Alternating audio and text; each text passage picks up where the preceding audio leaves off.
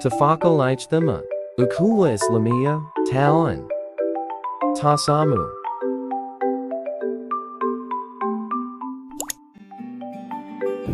Ihsan berasal dari kata kerja, yaitu hasuna yahsunu hasanan, artinya baik, dan berbuat baik berasal dari kalimat ahsan yuhsinu ihsanan. Dalam etimologi, ihsan adalah lawan kata is'ah, yaitu berbuat kejelekan. Secara mandiri, ihsan memiliki arti, yaitu kebaikan, membaguskan, lebih indah, dan kesenangan. Di dalam Kamus Besar Bahasa Indonesia, ihsan adalah baik.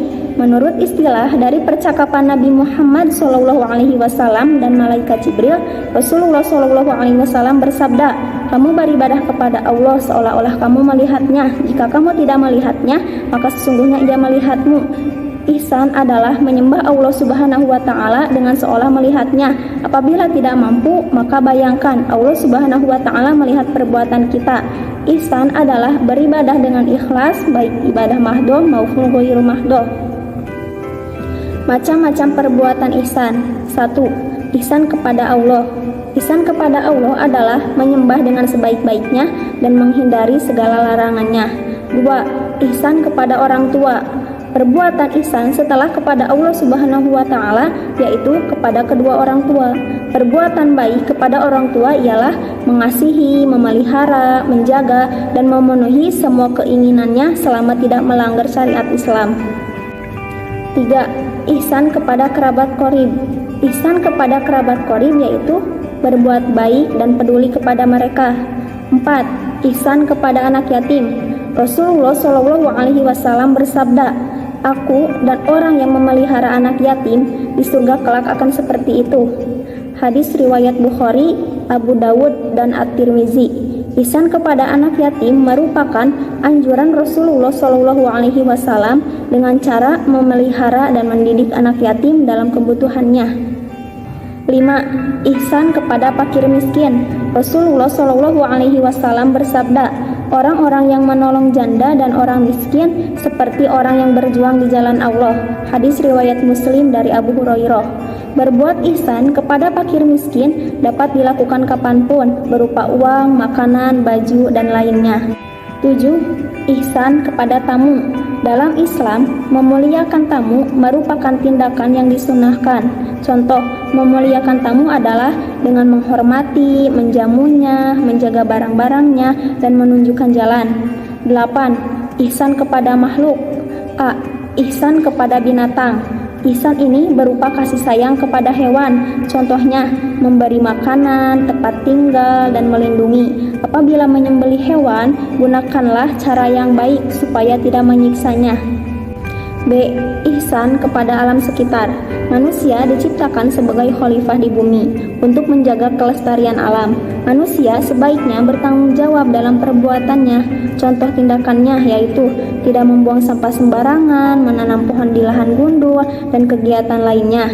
Kerusakan di darat dan laut tidak lain terjadi karena perbuatan manusia. Dampak dari kerusakan ini kemudian berimbas kepada bukan hanya pelaku kerusakan, tetapi juga kepada semuanya.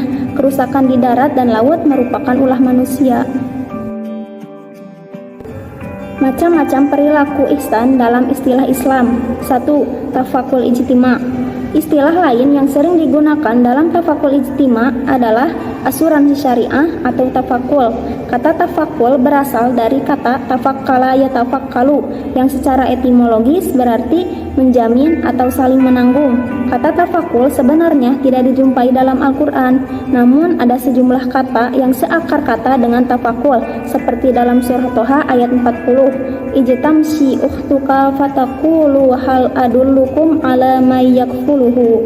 Ketika saudara wanita Musa berjalan, lalu berkata kepada Fir'aun, "Bolehkah saya menunjukkan kepadamu orang yang memeliharanya?"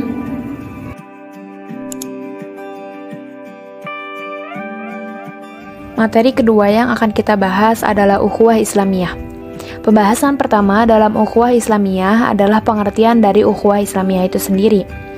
Ukhuwah berasal dari bahasa Arab dengan kata dasar masdar yaitu akhu, yang berarti saudara.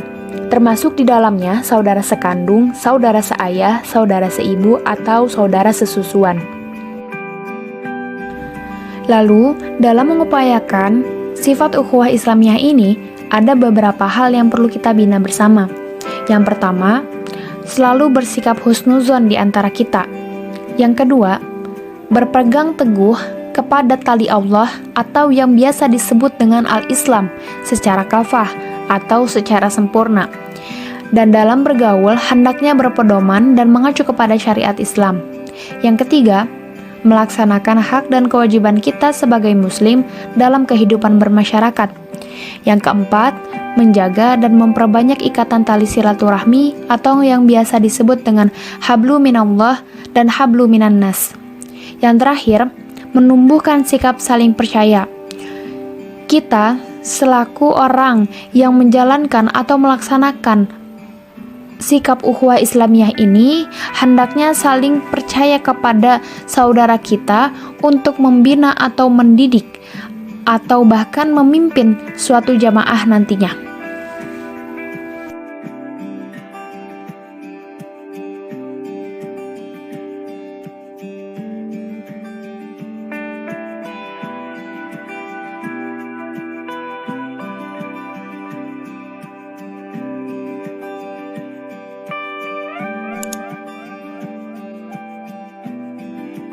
Ta'awun.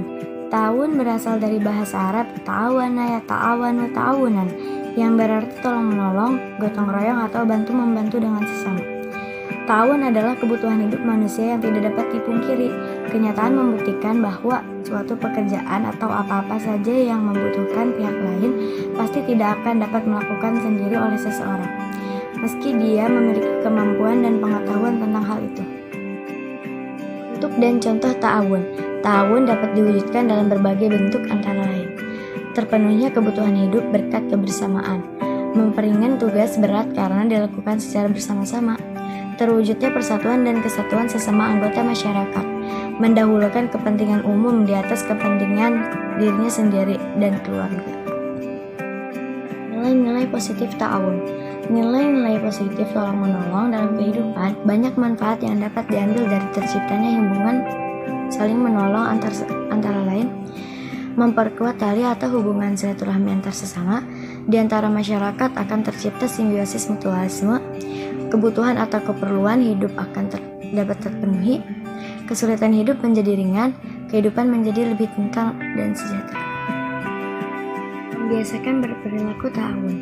Pembiasaan tolong-menolong dalam kehidupan menjadikan tolong-menolong sebagai kebiasaan memang tidak mudah, apalagi di saat serba sulit. Setiap orang seakan-akan tertuntut untuk memenuhi kebutuhan pribadinya masing-masing, sehingga menolong orang lain menjadi terlupakan. Namun hal ini bukan tidak bisa dilakukan. Untuk membiasakan tolong-menolong, kita dapat memulai setidaknya dengan memulainya dari hal-hal kecil, memupuk rasa peduli terhadap orang lain, belajar ikhlas dalam setiap perbuatan yang dilakukan, mengingat semua karunia Allah, berdoa kepada Allah untuk membimbing diri kita menjadi seorang yang menolong. Materi selanjutnya yaitu mengenai tasamuh. Tasamuh berasal dari kata tasamaha ya tasamahu, yang artinya toleransi. Tasamuh berarti sikap tenggang rasa, saling menghormati, saling menghargai sesama manusia untuk melaksanakan hak-haknya. Kita wajib menghormati karena manusia dapat merasakan bahagia apabila hidup bersama manusia lainnya.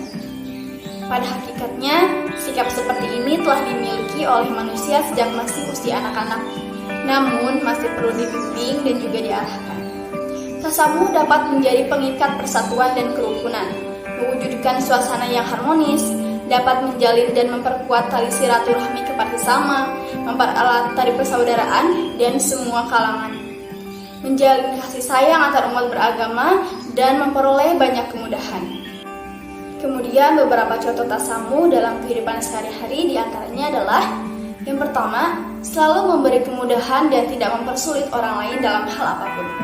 Yang kedua, selalu memiliki niat atau dorongan untuk membantu orang lain. Yang ketiga, menghargai pendapat, pikiran, bahkan keyakinan orang lain. Yang keempat, tidak suka memaksakan kehendak. Yang kelima, tidak mengganggu ketenangan tetangga.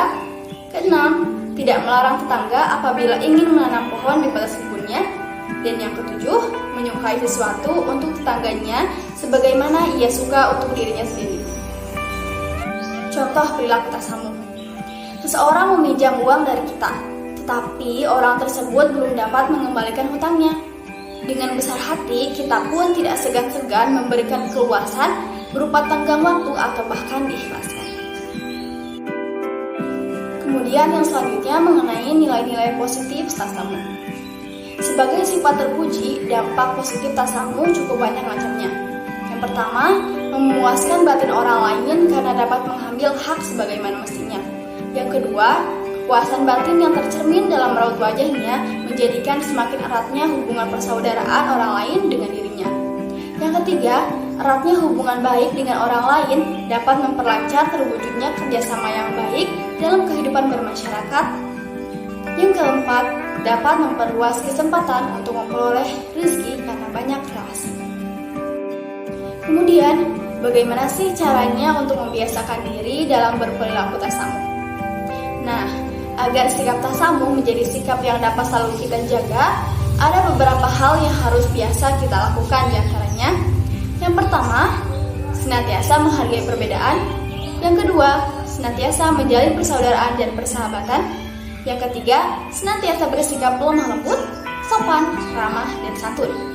Yang keempat, menjadikan perbedaan sebagai sarana untuk berlomba dalam berbuat kebaikan dan bukan untuk menambah perpecahan.